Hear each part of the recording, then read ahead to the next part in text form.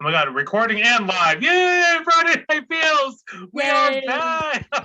Welcome, Leah, to Friday Night Feels. I can't wait to introduce Hello. you.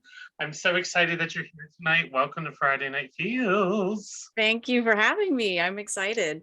So, for those of you who are joining us, my name is Patrick Monette, and I'm a licensed mental health counselor as well as a certified life coach. And Friday Night Feels is a show that focuses on a variety of wellness related issues such as mental health, addiction, health concerns, stress management, relationship struggles, mindfulness, and healing. The focus of the show is to create connection and to be able to talk about issues that affect all of us and how to be the healthiest versions of ourselves that we can be. Each show, I will invite a good guest co-host or co-host to join me and talk about their experience in the journey of wellness. My guest co-host tonight is Leah Petrucci, and she is coming to us from Florida, the beautiful state of Florida. So welcome, Leah, to Friday Night Feels. Thank you so much for having me. And now Leah currently owns and operates two separate businesses. The first one is a virtual holistic therapy practice as a licensed mental health counselor serving in Florida with over 9 years of mental health of master's level counseling and over 20 years in the mental health and social work fields. She also facilitates online therapy groups for women recovering from a narcissistic partner. She focuses in of various areas of mental health world, such as depressive bipolar disorders, anxiety, phobia, trauma, PTSD, codependency issues, LGBTQ affirming counseling, as well as 12-step work, self-esteem, and divorce breakup recovery from a narcissistic partner. And if that wasn't enough, which is so exciting, we could do a whole series of shows. I'm so excited. The other business that she offers is a coaching and knowledge commerce business where she provides holistic wealth and spiritual wellness coaching, excuse me, for adults who suffer from migraines and or chronic pain and illness, as well as breakup, divorce, recovery coaching, specifically from a narcissistic partner. And she offers amazing digital content in the forms of educational videos, courses, weekly newsletters, and much more, which I'm hoping we're going to get into tonight. So Leah, thank you so much for joining Friday Night Feels and happy Friday. Yes, happy Friday. Thank How goodness it's Friday. how's your week going? How's everything going?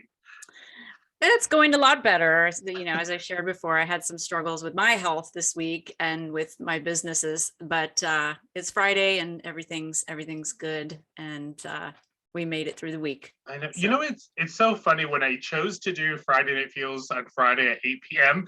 I didn't realize what that would be like at the end of a week sometimes. So you're right. Yes. I like, Yeah. it's bi-weekly. Someone had said, well, why don't you do it weekly? I'm like, that's a huge commitment. And I know a lot of people do that. But the podcast world is usually talked about every episode is there's just so much to it where you want to do a good show and really be able to connect with your guests so that they feel comfortable and you can make sure it's a good fit. But after a crazy week, it's Yeah. funny, every time when I've been tired or irritable or not in a good mood, there's this, as soon as we go live, there's really this magic. As soon as I connect with a guest and I see them and it's real, it's kind of like Yeah. all my stuff gets pushed to the side and the Yeah. magic really just takes over.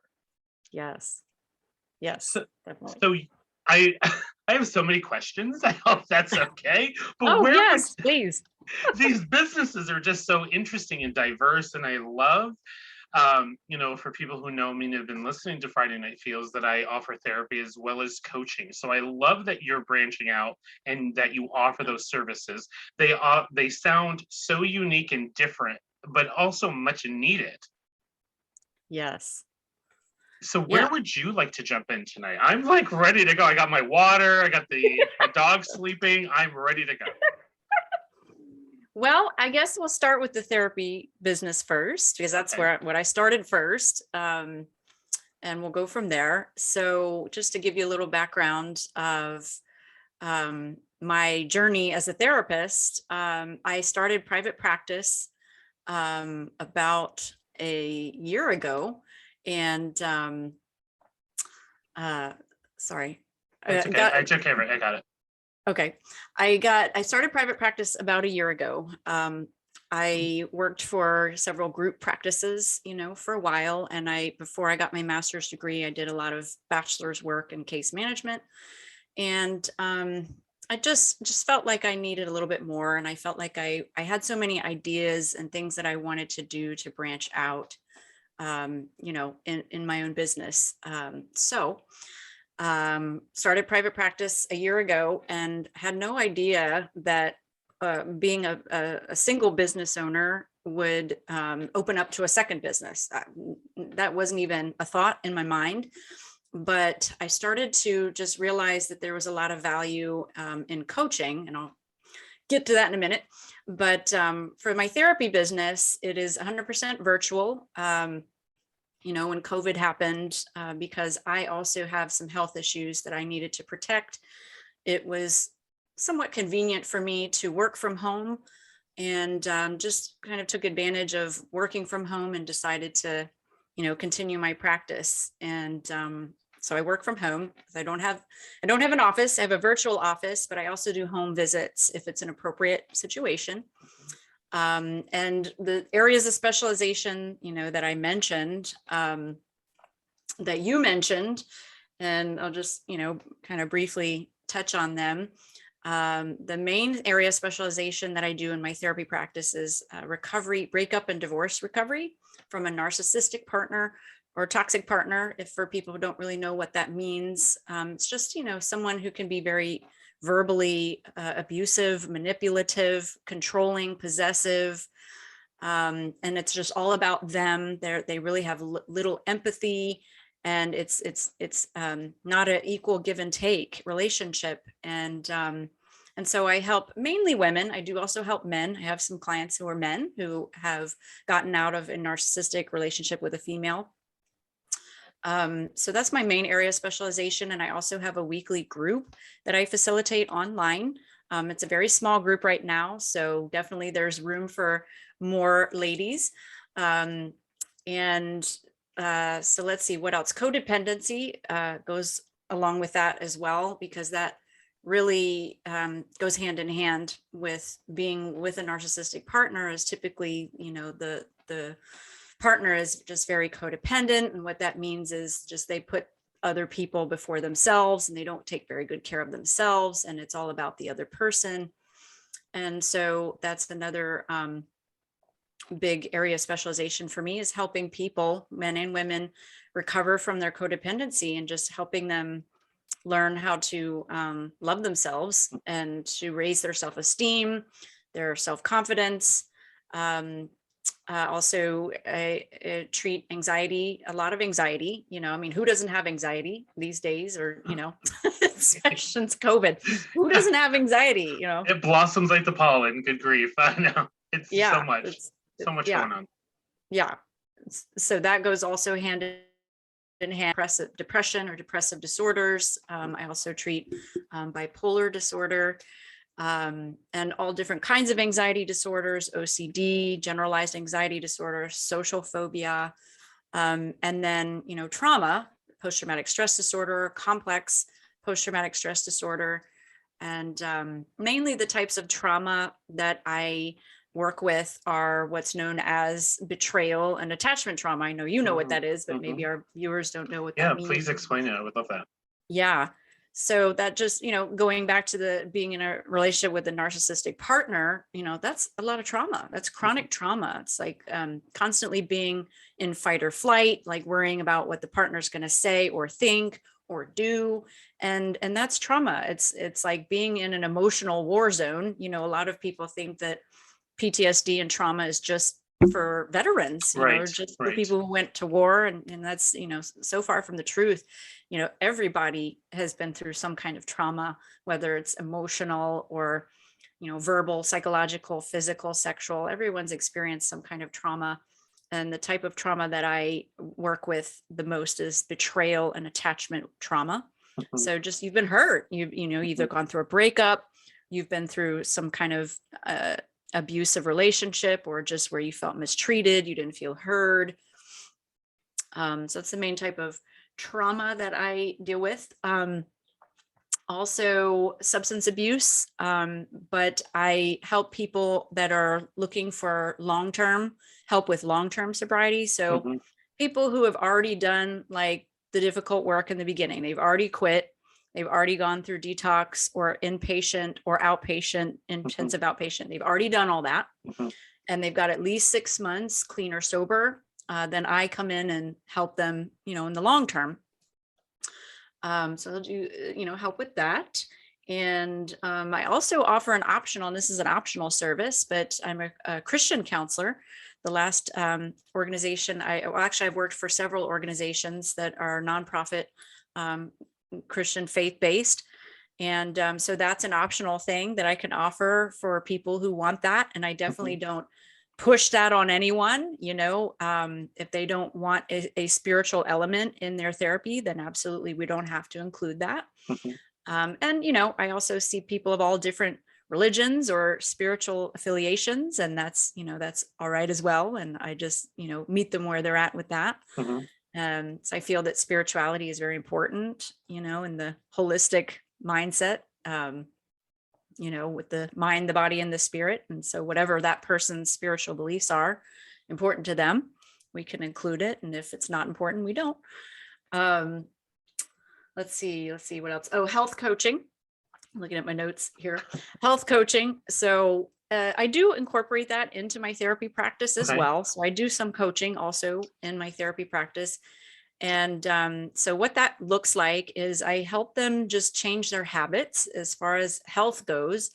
Um, I mainly help people with chronic pain, migraines, chronic illness, or just people who want to be healthier, like people who want to clean up their nutrition, people who want to exercise more, and just need accountability for that. Mhm, People who want to learn how to get rid of the toxins that they're putting in their body and get better sleep. I'm not a certified health coach, by any means, so I couldn't, advise on, medications and things like that. But I more help with behavioral changes, mhm. helping them just create better habits because Right. those can be hard. Right. And also, it sounds like, for me, when I'm working on something, the accountability, I think that's a word we use a lot, but it's also someone who's supportive.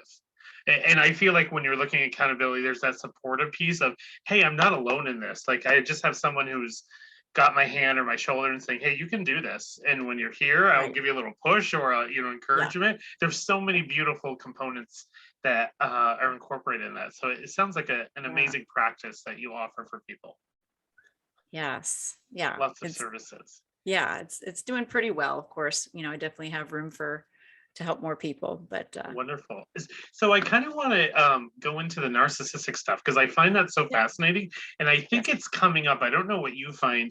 When I enter the counseling fields, we didn't really talk that much about it. And No, now I, not at I don't know all. about you. Now I feel like people use it a little too much. You know how like there's Yeah. always like that diagnosis, like, oh well, I'm bipolar or I'm this or I'm this. It's like, oh well, he or she's a narcissist. It's like, Yeah. okay, let's not Yeah. diagnose people. But I Right. think, but Yeah. I think narcissism is such a powerful um, issue that people really do struggle with, and as you said, they don't even know what it is. Hmm. And I know from my own experience, I always joke that I grew up thinking a narcissist was sort of that really attractive debonair man that wanted to Hmm. manipulate the woman so he could steal all her money, like, and that might Yes. be, but Right. Right. but I remember Yes. because I just always thought it had to be a man, had to be Yep. a man against a woman.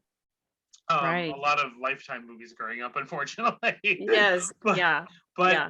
I remember reading this book about healing from narcissistic abuse, and it was so profound um, because it gave examples of every gender, every background of Yeah. people who could be abusive with a narcissistic that I don't want to say energy, but a narcissistic abuse. Hmm. And I remember sitting in my chair in my office and my jaw dropped because all of these relationships, romantic, former platonic, and former professional, all of a sudden it opened up like popcorn of thinking, and I thought, oh my God, that's what was going on.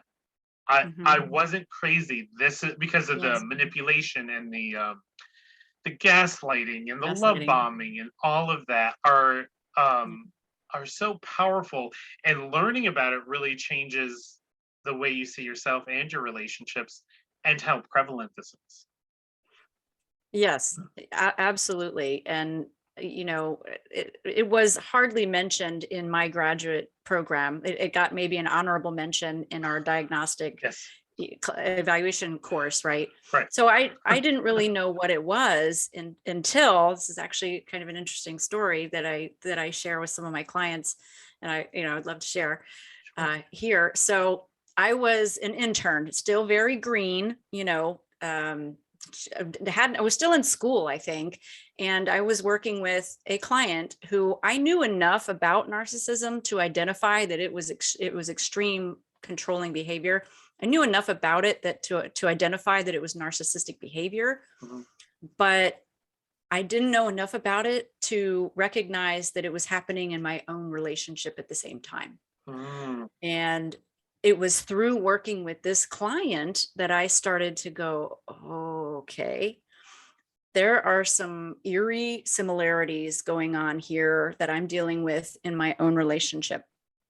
And at the time, I lived with my boyfriend, my ex-boyfriend, and it was just I started to realize, what was really going on, and I knew there was something wrong. I couldn't pinpoint what it was, and then it slowly started to come to the realization that I was in an unhealthy relationship. And we tried to go to couples therapy, and when he tried to gaslight me in front of the therapist, I was like, nope, I'm done. I'm done. And I moved out pretty quickly after that, and he had a new partner in 3 days. Wow. And so I was like, okay, I really need to understand more about this. And and sadly, and I will share this as well, it was 9 months later I started getting into another relationship that I thought was completely safe. I met this guy at my church. We were on the worship team together. We sang together on the worship team, and I never suspected narcissism because everyone loved him, and of course that's also a common thread of narcissism is everybody thinks they're so great and charming. Mhm. And I just didn't see the signs because it was a very different Mhm. presentation than Mhm. my former partner. And that's when I started to understand and study more about narcissism, that there are different types, Mhm. not one size fits all, like what you described earlier with kind of that classic, you know, presentation of what you think is a narcissist. Mhm. They can be very covert, and in this case, very covert, and used, his Christianity, I think, to just manipulate people. And that's when I was like, okay, something, I'm missing something. I need to really understand what I'm missing. I have a pattern here.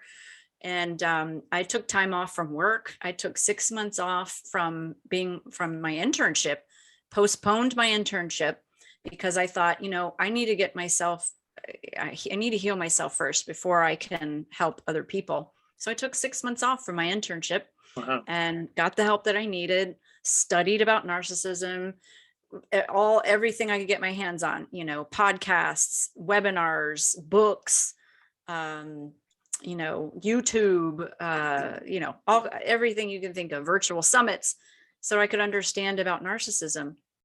And it became a subject that I became fascinated with and realized how much of a need there was, because I also started recognizing it in almost every client I was helping. I Mhm. saw a common thread that they had a narcissistic, either a partner or a former partner or a family member or a boss or sibling or whatever have you.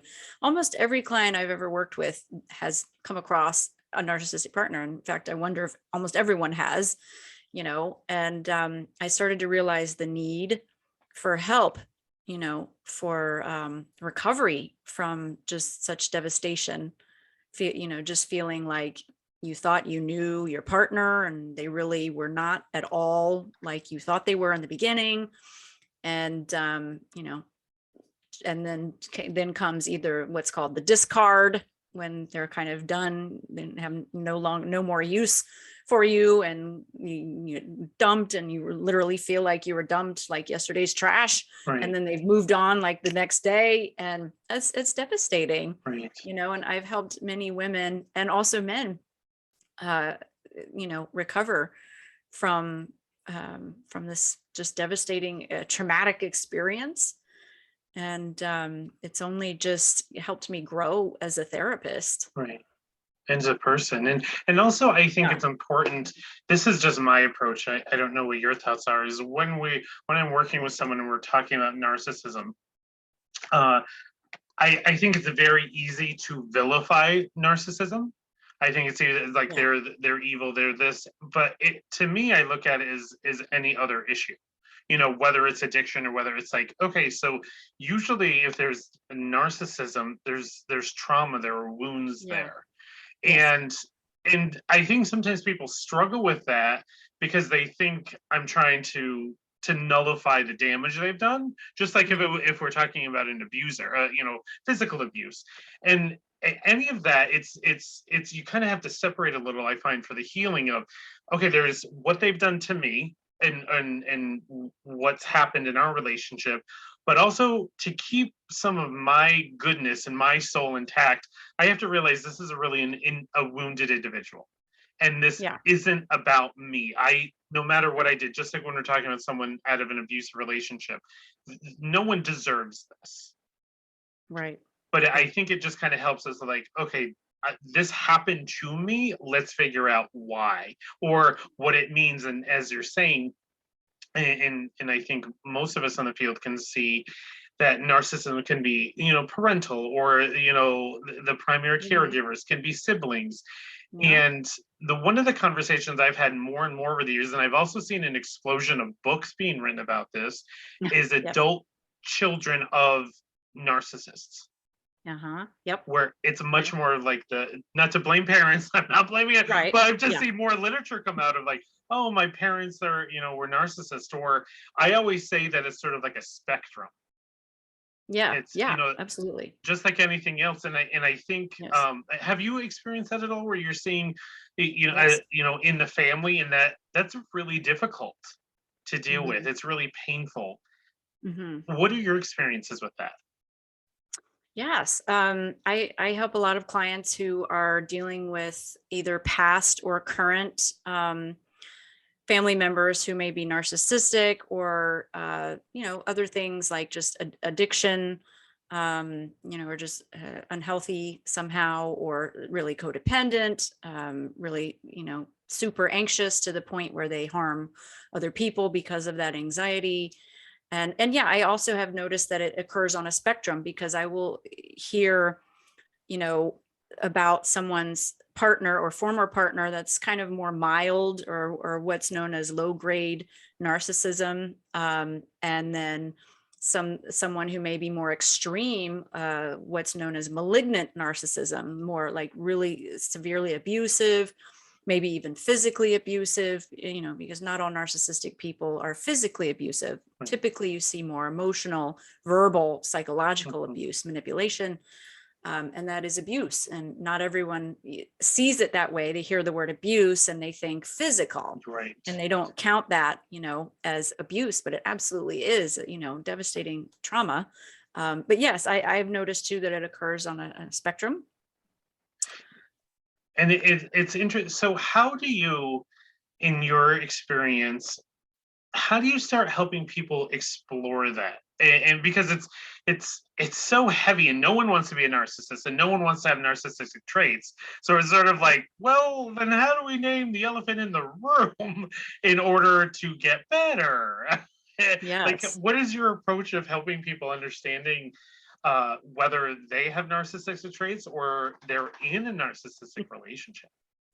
Yeah, well, it's interesting. Up until very recently, I never really had a narcissistic person that was willing to admit that they had these behaviors and were harming other people and wanted to change, because you know how rare that is. Right. Like what, 5% of the population actually receive the diagnosis of narcissistic personality disorder because they have the narcissistic traits, but only a small percentage actually come to therapy and admit, I'm doing these things, I'm hurting people, and I want to change.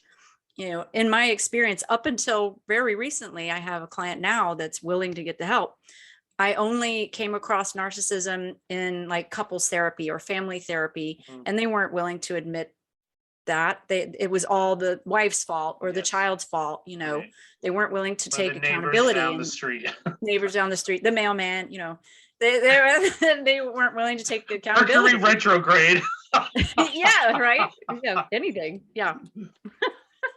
Exactly. And I started to wonder if it was really possible for narcissistic people to change.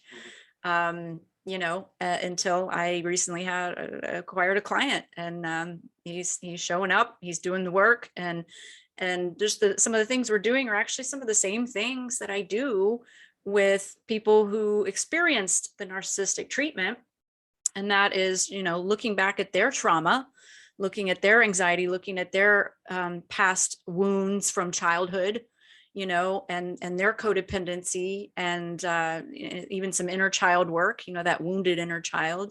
And some of the work is very similar to what I do with people who received the narcissistic abuse. Right. It's interesting. Excuse me. And I think sometimes what I find is just having the conversation about what it is normalizes it and makes it less scary. I think that's what I see a lot, is that there's so much fear of, well, I don't want to be this thing. And I remember someone I knew in my personal life, we were having a lot of discussions about his family had a lot of different levels of narcissism. And, I think it was hard because it was merged with selfishness, but also, well, I'm a good person because I do this. So it was a lot of confusion. So I do all these good things, but then in the family, as you were saying, like with your partner, is behind the door is the triangulation, the love bombing, the lack of genuineness, no conflict resolution, and just to mention some of the things. And so this person, really active in therapy and working on his stuff. And I remember he was telling me the story where he was home alone once, and you're just talking to himself, and then all of a sudden this family member just came right out of his mouth. It was just like, holy shit, where did I learn that? Yeah. It was just like, okay, so I absorbed more stuff than I realized, so it was a really powerful conversation. And I think when we're in the field, we're constantly being triggered of not just triggered in a bad way, but also to see where our wounds are and where we need to do some work. And it catches you off guard of like, oh God, I'm that thing I never thought I was. Yeah. It's so important, I think, for us as therapists to receive our own help through this process, because we do get triggered. We do have, countertransference issues that come up, and we need to address them. And I wholeheartedly believe in, that it's probably in therapists' best interests to have their own therapy. I have my own therapist that I've seen for probably 7 years, every week without fail.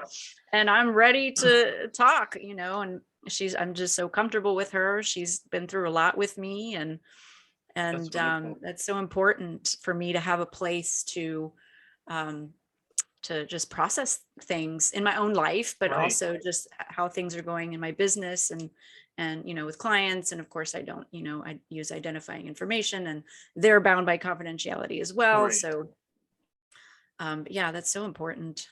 And I think I'm so glad you bring that up. And in a lot of my shows, I've talked about my own experience about finding how important it is to be in this field and to have whoever you need of your support so we can be healthy. And also in my experience, like I loved my graduate program. It was an amazing experience, but they did promote us getting therapy. Yeah. But then you enter the field, and it was like Mhm. that just went away. Yeah. And Yeah. I was in a place where I was surrounded with much more experienced advanced clinicians. And although it was unspoken, the idea, the feeling was, why would I go get therapy when I am a therapist and I know all the answers? I know what they're going to say, right? Right. And when I left that job, there was a couple transitions in my life. I went to a couple different jobs, and I landed in one where everybody on the staff was in or had been in therapy.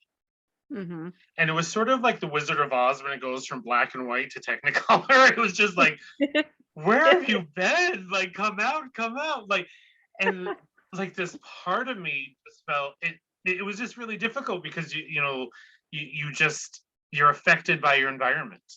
You Mm-hmm. are, and I'm not blaming anyone, I'm just saying the different Mm-hmm. experiences. And Right. I just remember how much my colleagues loved their therapist and loved being in therapy because it was so supportive and helped them be Mm-hmm. healthier people and healthier clinicians.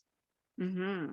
And then so like I jumped into therapy and was able to worked on, and I've worked with different clinicians, and then kind of bridging into your other business as well, which I have Mm-hmm. my own coaching, is discovering how helpful coaching is. Yes. And I love it. Yes. and I don't know about your experiences, but I think in grad school we were like, well, coaching is like a pseudoscience and blah blah blah blah. And Yeah. once again, a stereotype I had, it was like I was thinking it was like in the movies, like, oh, I'll tell you your Mm-hmm. astrology sign, I'll get you your coffee and tell you what to wear. Yeah. Right. Very Yeah. stereotypical, pet. Um Yeah. Yeah. For a while, I don't know what the correct emotion was. I don't know, maybe a little bit of envy, because I saw that coaches didn't have to go through all the schooling that we had to go through, are not regulated by law, and they still made about the same amount of money, if not more than we made. And I'm like, okay, what is this? That's not fair. But then once I started to look into it and know more coaches and then see its value, and I started to realize that my personality and my style of therapy is very much coaching. It's very much, okay, what do we need to do next? What's the next action step? What are the goals? Let's move you forward. That's very much my, style, even though I use a lot of different modalities, in my therapy business. That's mainly the model is holistically mind, body, spirit. Let's move forward. What do we need to do to move you out of this?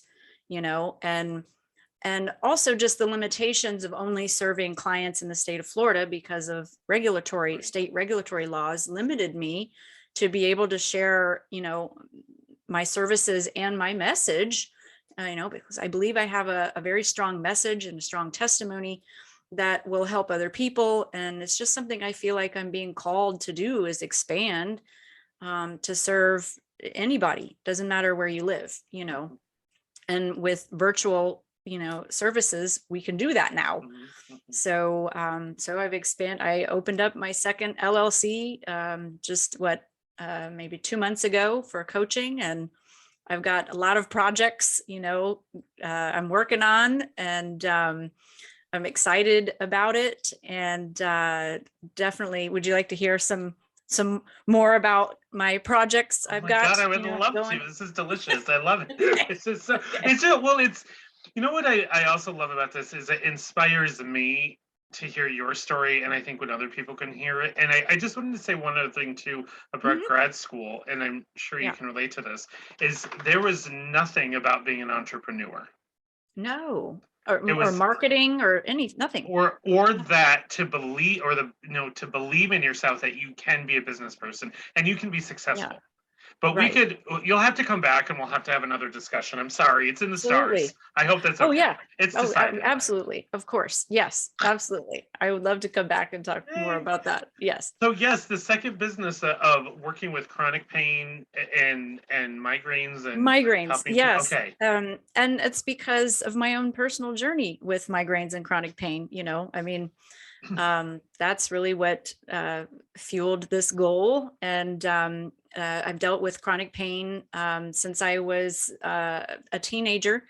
What started that journey and my trauma story was that I had cancer as a teenager. I Oh, had wow. an aggressive form of lymphatic cancer called non-Hodgkin's lymphoma. I was only 15 years old. I was a sophomore in high school. I just started my sophomore year. And that was a very traumatic experience for myself and my family. And because of that, I'm in remission, of course, and it's been 28 years now that I've been Wow. in remission. But I still have a lot of long-term complications because of that. I mean, think about it, of all the heavy duty chemotherapy that was dumped into a teenager's body that's still developing, their brain's still developing. And so as a result of that, I believe I have neurological issues and pain. I also was diagnosed with fibromyalgia a few years ago, although I think I had been dealing with it for many years, and it took them many years to figure it out. Doctors were like, we don't know what it is, here's a referral to pain management, Mm, and that's when I discovered functional medicine. And I'm very passionate about holistic functional medicine because they get to the root cause and not just cover it up with a the medication. symptoms. Yeah. And I'm very passionate about helping people with that too, helping them see the world of functional medicine and how that can help them, and helping people just reduce their migraines. It wasn't that long ago that I was having daily migraines, and I came very close to just filing for disability because I was calling out sick all the time. I couldn't keep up with my work.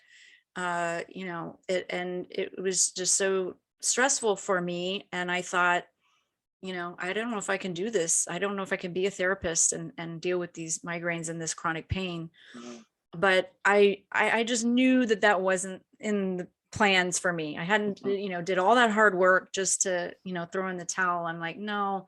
And I didn't want to put my family through that while I waited a year to file for disability and the financial burden. And so I doubled down. Instead of giving up, I doubled down on what do I need to do to get better. Tried all kinds of different things. Some worked, some didn't. And, of course, I'm still working on my health journey, and I probably will be, and, till the day I die. I mean, I think we all need to work on our health.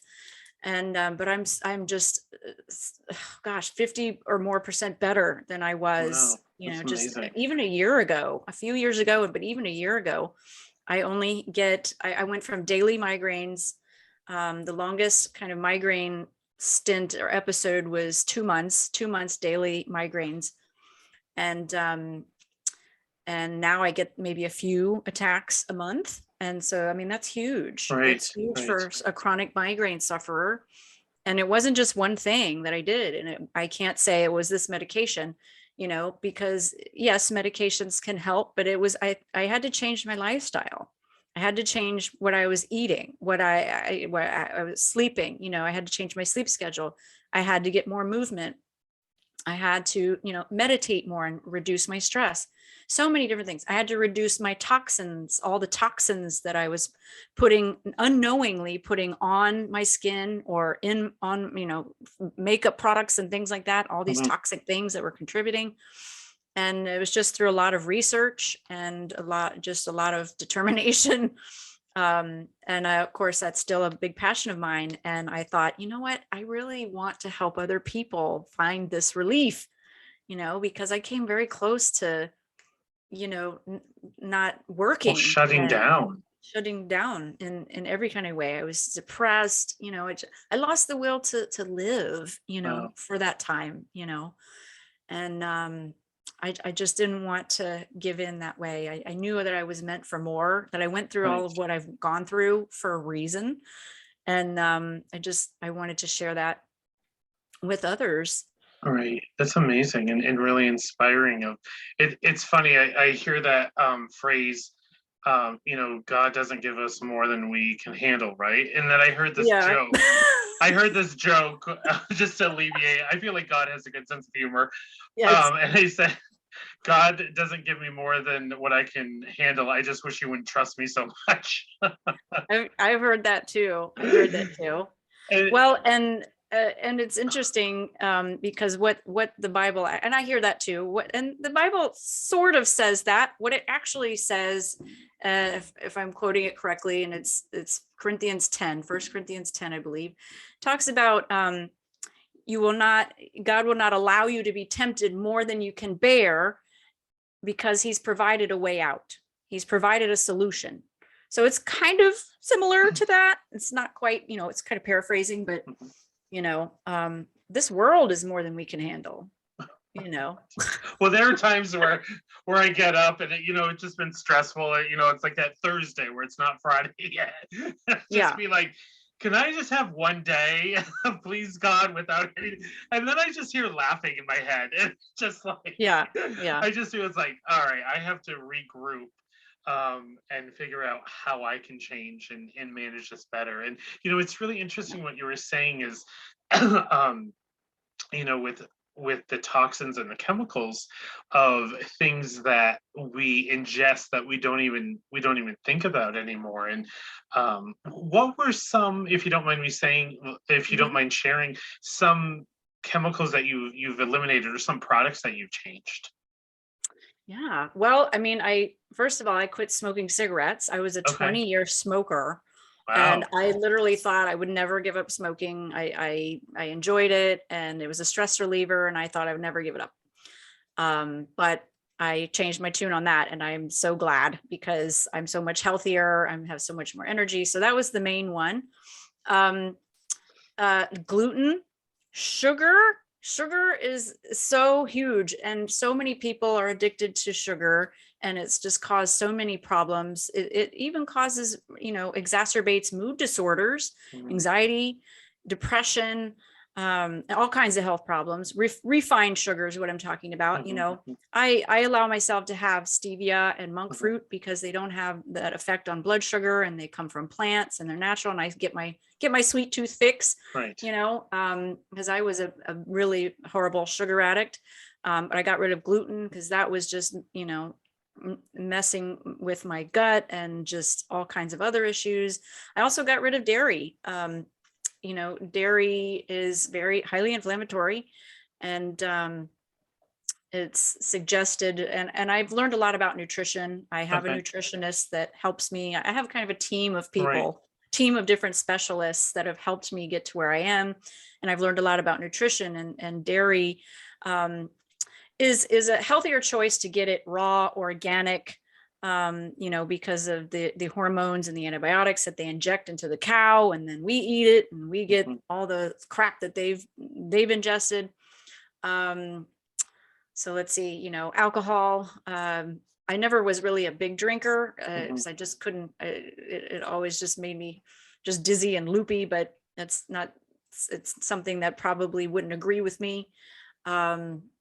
And just chemical products, like things like my makeup. I really like this makeup with essential oils.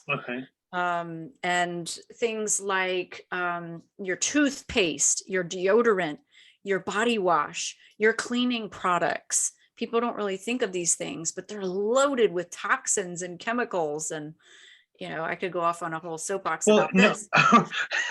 Well, I think it's important though, because when we talk about mental health, when we talk about spiritual healing, when we talk about, physical health, I think breaking through our own rigidity of how we define that is really important. And I think when COVID happened, being able to say it's like, so I mean, everything, all the cleaning stuff was, there's such a scarcity.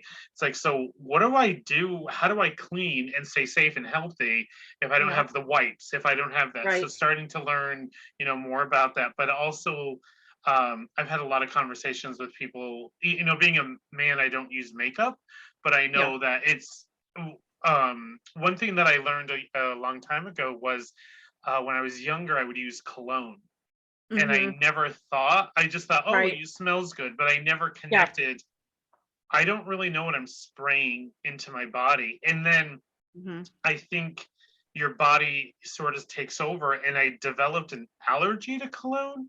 which Mhm. was really interesting. Well, other people around me can wear it, but if I put it on my skin, I have an asthma attack Mhm. of Yeah. any type of cologne. It's just like, okay, Yes. so we're just gonna listen to Yeah. this Right. and Listen to your and move body. on. Yeah.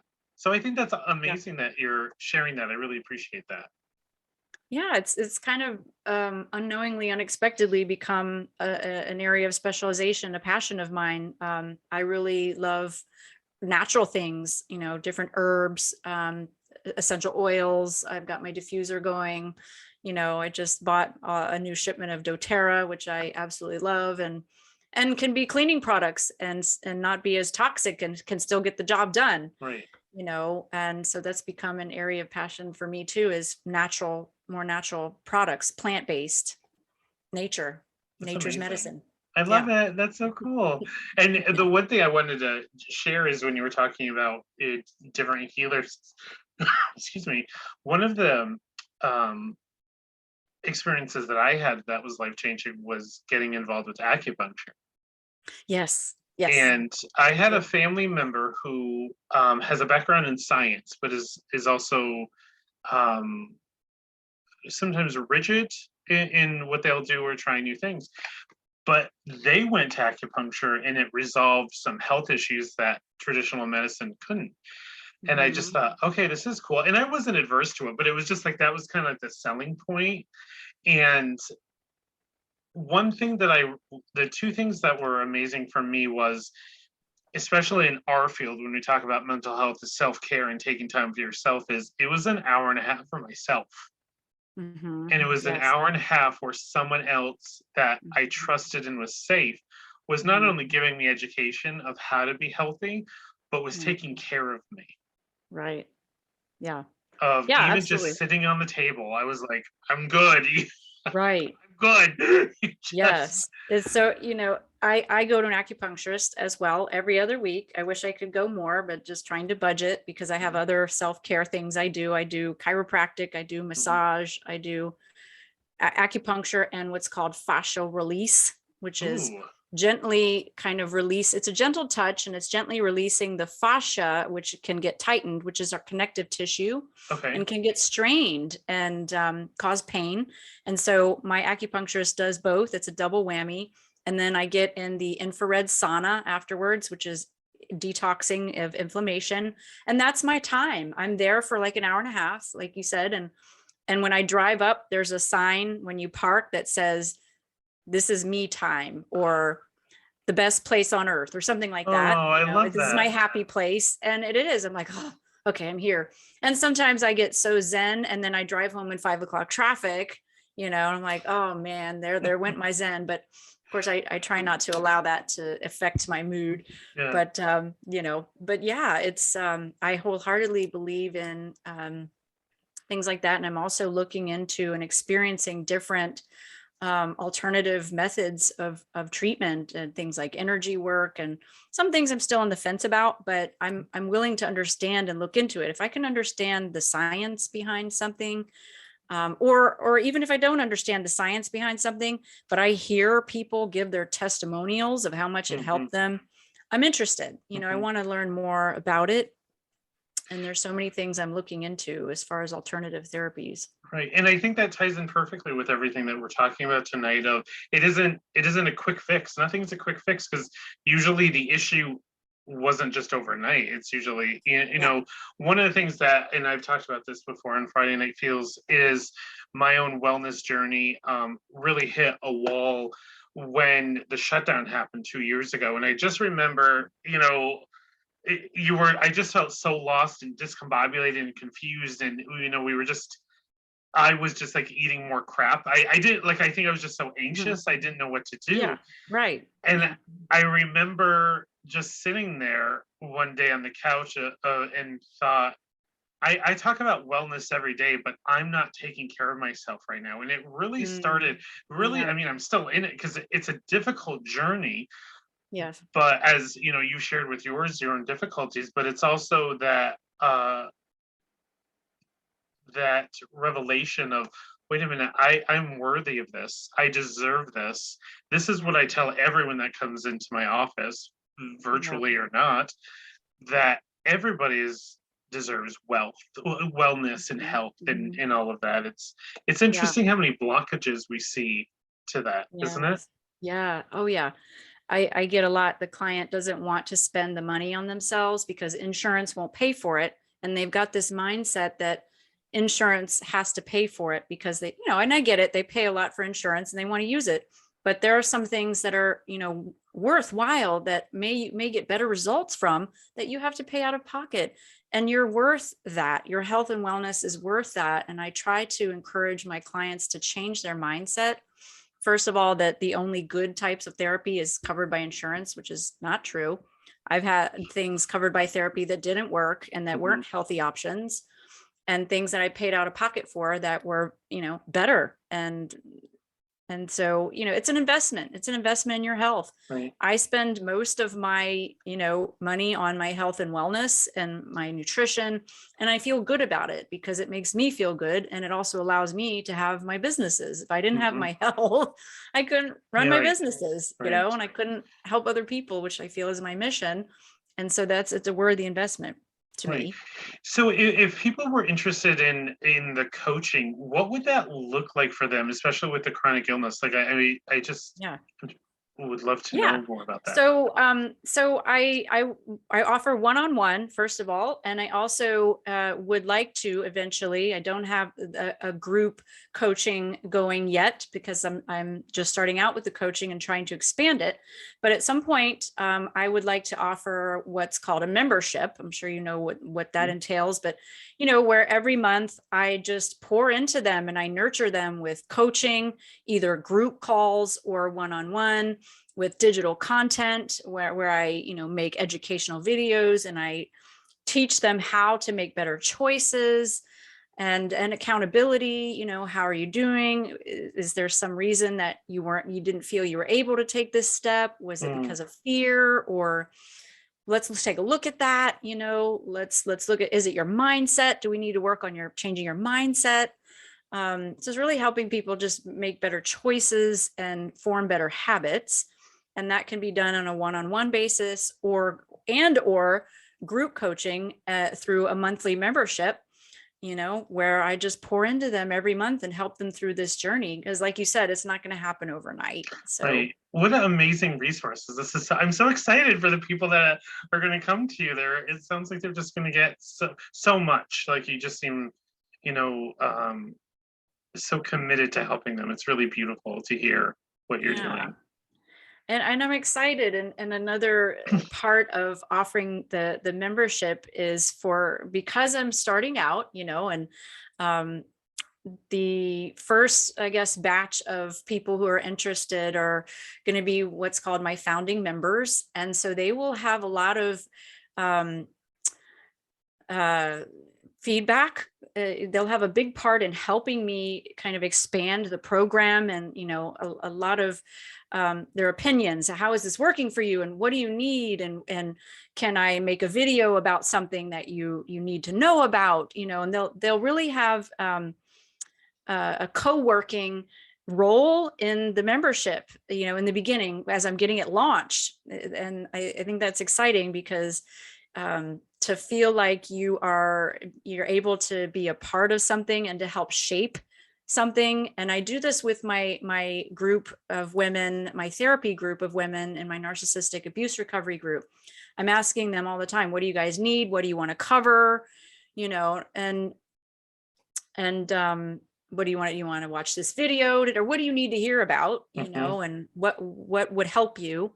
So I really do that anyway, but it'll be just very much so they'll get to be a part of it.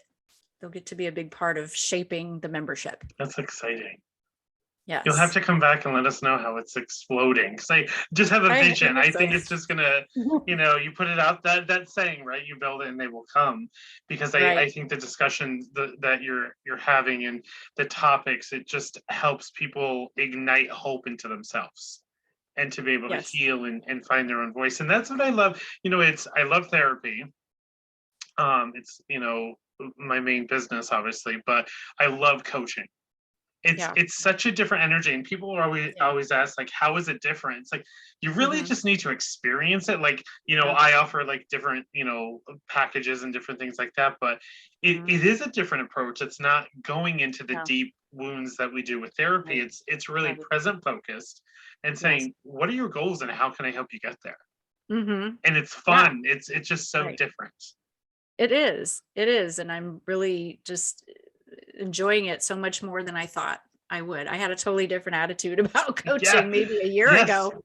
And then I just realized, like, wait a minute, this is kind of what I already like to do. So Yes. it just kind of makes sense to go here. Yes. I remember I was doing when I was looking for a coach training program. I tried, they offer a lot of different classes, and I went Mhm. to one and it didn't feel like a fit for me. And then the program that I went into, this is the only way I explain it. It's like it felt like home when I was Mhm. listening to the Yeah. gentleness, and it was trauma informed, and it was really gentle and kind. And then I volunteered. It was really funny. It was one of those where the trainer said, "Any volunteers?" And I was like, "Let's go." Oh, Yeah. okay. Let me see what this is. And holy moly, it was just amazing. Like Yeah. it was just like 15 or 20 minutes, but I just asked a Mhm. question in the conversation. She just helped me. I had like a whole plan by the time, the 20 minutes was over. It, Yes. And it was amazing. and I have hired a lot of business coaches to help me. Hmm. And I recently hired a health coach, a functional medicine health coach, and it's a whole new world. She actually spent an hour and 15 minutes with me rather than that quick 5-10 minutes, that you get in a doctor's office. Right. You try to explain what you've been through in the past year in 5-10 minutes, and they go, okay, here, try this. No, that's a broken healthcare system. And health coaching is just the future, I think. And yes, no, it's not covered by insurance, and again, it's investment, but it's, to me, it's so worth it.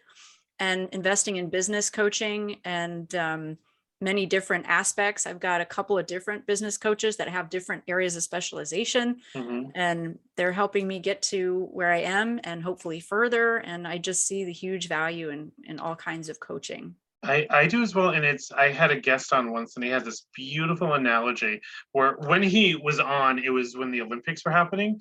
And he said, look at all of the people that are at the Olympics. And what do they have with them? They have a Mm. coach. Hmm. He said, Right. Yeah. and he And said, that's how they don't got we? there. Yeah, exactly. And he said, don't we all deserve the same support? And I was just like, Yeah, well, you absolutely. just dropped the mic, sir. So thank you for Yeah. coming. Like, what else do you say after that? Like, we all Right. deserve that support. We all deserve someone to say, you can do this. You can do this. It's a cheerleader. It's an Yeah. accountability person. And yeah, I need that. I look forward to it. And you're giving that to other people. You're paying it forward, which is Yeah. beautiful. So how can people, and I know you offer, free courses and newsletters and these amazing resources. How can people connect with you if they want to know more and just reach out to you? Yes, so lots of different ways. The main way is through my website, which is leahpetrucci.therapy.com, and I'll spell that out. It's LEAHP as in Paul, ETRUCCI, and then the word therapy.com. Just a little disclaimer on this one. My website just migrated from one host to another this morning. So Yay. if you happen to run into any problems, email me as a backup. And that's another major way. So that's coaching@leahpetrucci.com. And you can also find me on Facebook. Just look up my name, Leah Petrucci, Petrucci. And find the picture, because I think I have like two accounts. There's a personal one and a business one. So find the picture that says telehealth provider across the top of the picture. And I think there are also some other Leah Petrucci's out there. So just make sure you find the one that says Yes. telehealth therapy on the top, and send me a direct message. And I also have a YouTube channel, and we didn't get to talk about that, but that's still very, up and coming. It's there. Mhm. I've filmed a series recently. A couple weeks ago, I batch produced an entire series about narcissism. Wow. I Congratulations. covered, thank you. I covered the 10 top frequently asked questions that I get about narcissism in 10 separate videos. It'll be about 10 minutes each. It's all on the editing floor. So once those get edited, I will start releasing them, each week. So if people want to access those, go to my channel, which is called Holistic Healing Network, and subscribe, hit the notification bell and you'll get notified when those videos come out. And oh yes, and you can also, clients can also sign up for my newsletter, and you can do that by accessing my free content, which is called the narcissistic breakup and divorce recovery checklist. Ooh, I love checklists. Yeah, I know. They're so useful. So it's just a checklist of things that I recommend to do over time. You're not going to do them all at once, but to do over time, to work towards goals to work towards. When you recover from a breakup or divorce from a narcissistic partner. And so people can access that checklist and get on my email list and get my newsletter by going to, I shortened the long convoluted link, so make it easier. So it's bit.ly/breakup checklist. Awesome. And then there's a similar checklist that I created for migraine prevention support called the migraine prevention checklist. And it's a similar link. So bit.ly/migraine checklist. Wonderful thing. And if anyone's listening and you have any issues, just reach out to me as well, and then I can connect you with Leah. So the last question that I always like to ask my guests is if there's one piece of advice that you would leave with the audience tonight, what would that be about everything that we've talked about? Gosh, yes.